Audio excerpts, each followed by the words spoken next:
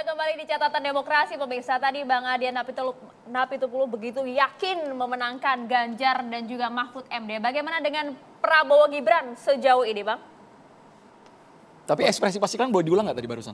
Yang apa tuh? Yang pastikan, pemirsa harus lihat tadi Bang, yang barusan tadi. Boleh Yang dibawa kata Bang on air Adian, nggak, Bang? 15 tahun lalu udah tahu nih gitu Bang. Yang barusan gimana tadi Bang?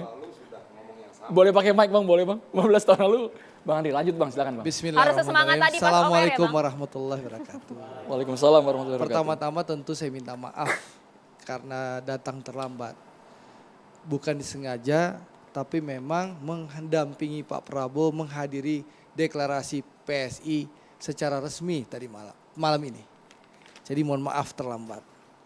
Apa yang pertanyaannya Andro? Jadi sekarang sudah ada 9 partai politik yang merestui Prabowo dan Gibran Raka Buming Raka. Alhamdulillahirobbilalamin. Kami sempat kaget Bang, Prabowo akhirnya memilih Gibran Raka Buming Raka dari sekian banyak figur di Koalisi Indonesia Maju.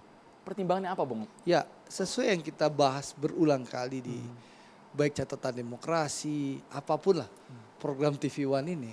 Saya sudah sampaikan berulang-ulang kali bahwa memang sekali lagi bahwa keputusan calon wakil presiden Pak Prabowo itu dilakukan dengan cara musyawarah untuk mufakat para ketua umum. Dan alhamdulillah setelah Bang Zulhas pulang dari kunjungan kerja luar negeri mendampingi kunjungan kenegaraan presiden, kita bisa bertemu. Ya, terjadilah pertemuan, rapat kumpul semua itu hari Minggu malam yang lalu. Dan alhamdulillah semua sepakat musyawarah untuk mufakat memutuskan nama Mas Gibran mendampingi Pak Prabowo. Tentu sebelumnya hari Sabtunya Partai Golkar secara resmi dalam Rapimnas Partai Golkar memutuskan nama Pak Prabowo bersama Mas Gibran. Seperti itu. Nah, apa alasannya? Yang saya tangkap adalah bahwasanya pilihan ini dalam rangka memastikan keberlanjutan rekonsiliasi yang sudah dibangun oleh Pak Prabowo bersama Pak Jokowi. Bagaimana Indonesia sekarang sudah punya modal besar, ya, modal persatuan yang dimulai dengan rekonsiliasi Pak Prabowo dan Pak Jokowi yang menyebabkan apa? Kita punya modal besar persatuan. Persatuan ini adalah menjadi modal pemerintah Pak Jokowi untuk menghadapi krisis yang melanda seluruh dunia. Mulai pandemi COVID-19 yang menghantam seluruh dunia. Alhamdulillah Indonesia salah satu negara terbaik yang bisa menghadapi pandemi COVID-19. Kita dipuji dan diberikan apresiasi oleh PBB dan juga berbagai negara besar bahwa Indonesia salah satu negara tersukses dan yang mampu menghadapi pandemi COVID-19. Bang Andre, mohon maaf, itu satu. Saya potong, mohon maaf Ya, Bang. Rekonsiliasi dan juga keberlanjutan ini apakah hanya kemudian dilihat dari sosok Gibran anak presiden saja? Bukan. Apa kurang Erik, Hovifah, Erlangga dan juga yang lain-lain Bang? Ya sabar. Tidak keberlanjutan kan mereka? Sing sabar, ini kan belum selesai. Langsung saja dijawab Bang Andre. Langsung saja Bang. Tadi saya kan nonton Bang Adian tadi bicara aman. Nah, Tadi kita potong-potong jadi juga gini. Bang. Aman. Jadi itu yang pertama, ya. Yang kedua adalah Nggak dijawab nih Bang yang tadi. ya ini mau masuk ke jawab, sabar. Yang kedua adalah memang kita tahu teman-teman mahasiswa ini, adik-adik kita, anak muda saat ini adalah pemilih mayoritas di 2024. Nah, ada keinginan dari partai-partai dan juga aspirasi dari masyarakat dan juga relawan yang menginginkan anak muda jangan lagi hanya sebagai objek. Ya kita bicara Gen Z, kita perhatian sama anak muda, ya perhatian sama Gen Z, perhatian sama milenial, tapi faktanya hanya dimanfaatkan sebagai suara ya untuk kemenangan.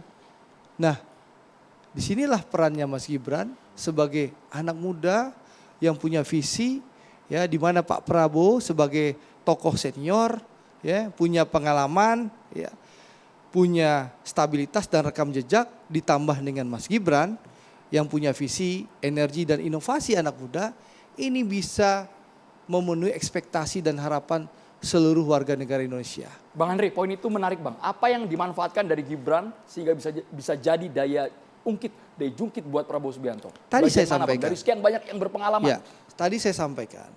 Pertama tadi anak muda. Oke. Mas Gibran faktanya representasi anak muda.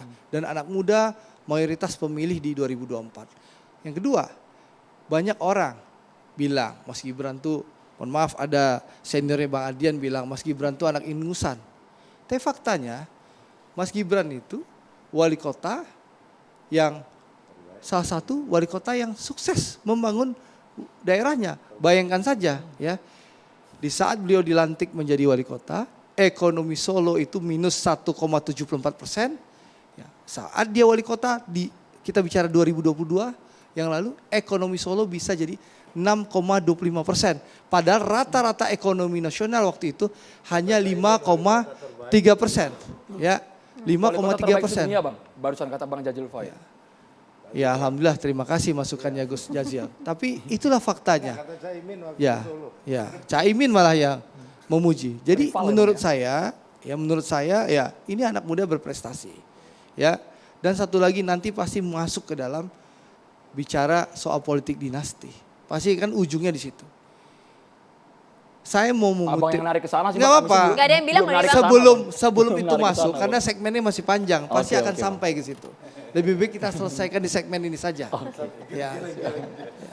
Jadi saya ingin sampaikan, ya, saya ingin mengutip pernyataan Mas Hasto dan Mbak Puan, bosnya Bang Adian.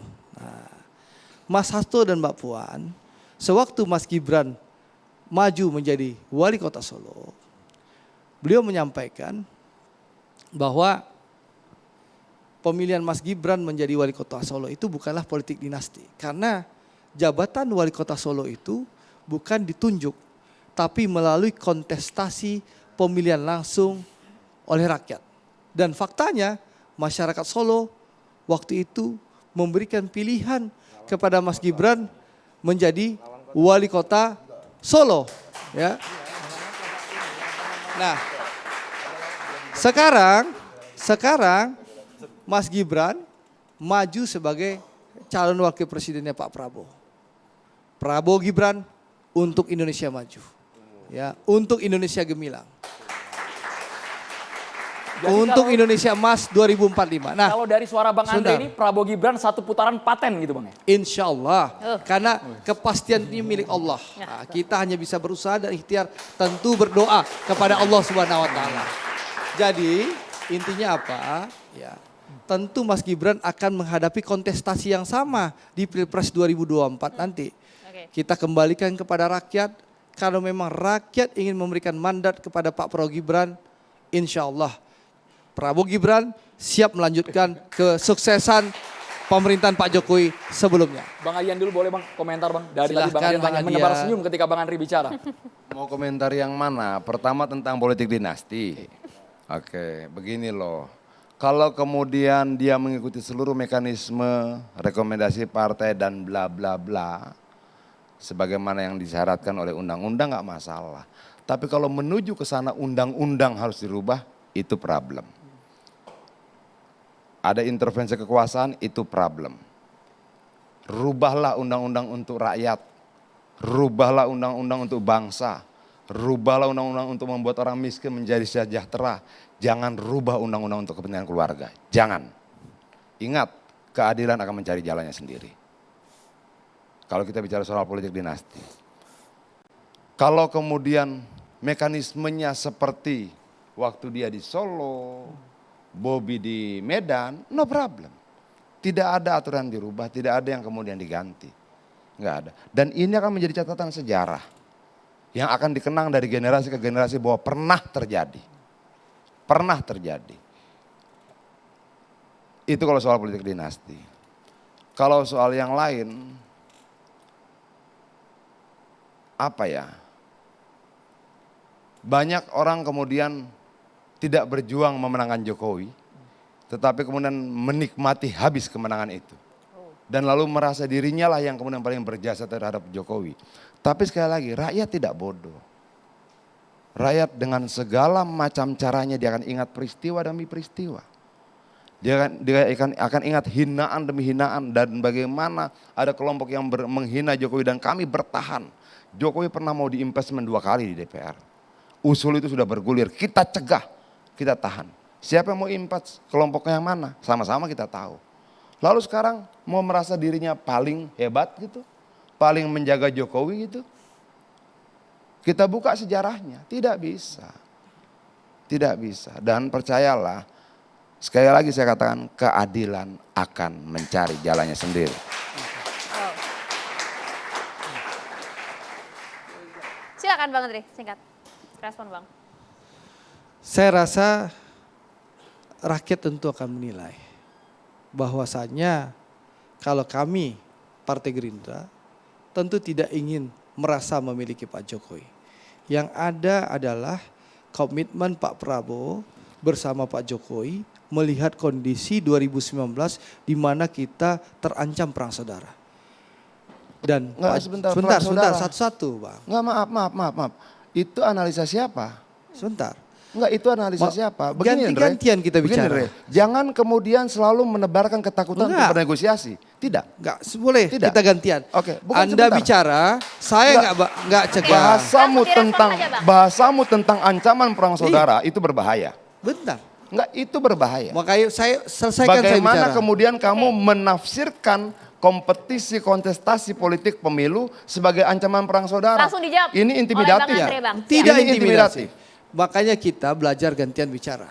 Anda bicara, saya tidak pernah merecoki. Tuntaskan Bang Ya, Andri. ya makanya kondisi 2019 itu begitu mencekam. Bahkan ya, saya ingin sampaikan di depan Bawaslu di Sarinah itu bagaimana terjadi bentrok antara pendukung Pak Prabowo dengan aparat keamanan. Pak Prabowo datang tengah malam melihat pendukungnya ratusan luka-luka. Mereka terkapar. Lalu Pak Prabowo melihat salah satu pendukungnya mendatangi beliau. Pak, itu sudah berdarah-darah. Pak, saya siap mati untuk Bapak. Itu dilihat oleh Pak Prabowo. Dan Gak viral ya waktu itu ya Bang ya? beliau sadar bahwa itu banyak rekamannya. TV One ada kok di lapangan. Jadi beliau sadar bahwa ini tidak benar. Beliau ingin mendapatkan kekuasaan. Tapi bukan dengan cara ini. Lalu beliau sampaikan kepada anak muda yang bilang, saya siap mati untuk Bapak. Kamu tidak boleh mati. Kamu masih muda.